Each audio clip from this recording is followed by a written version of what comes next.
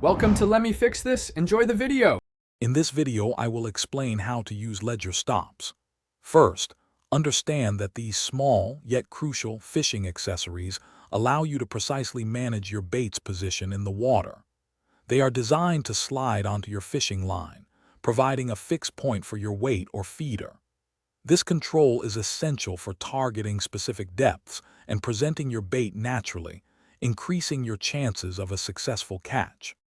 To attach a ledger stop, begin by threading your main fishing line through the small wire loop on the stop. Once the line is through, carefully slide the stop up your line to the exact point where you want your weight or feeder to rest. Make sure it's snug enough to hold its position against the current, but still allows for slight adjustments if needed. This precise placement is key for effective fishing.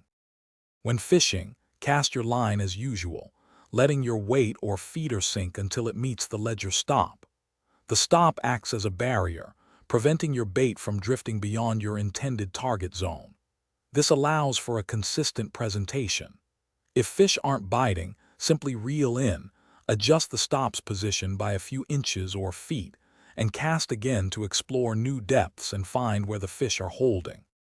For best results, always check your ledger stops for any signs of wear or damage before each fishing trip. A worn stop can slip, ruining your presentation. Store them carefully in a dedicated compartment of your tackle box to prevent them from getting lost or tangled. Also, if you're looking for ways to improve your financial well-being, check the description for a link to the Simple Path to Wealth and other great deals. It's a fantastic resource for anyone interested in building lasting wealth. Thanks for watching. If you found this helpful, don't forget to like and subscribe.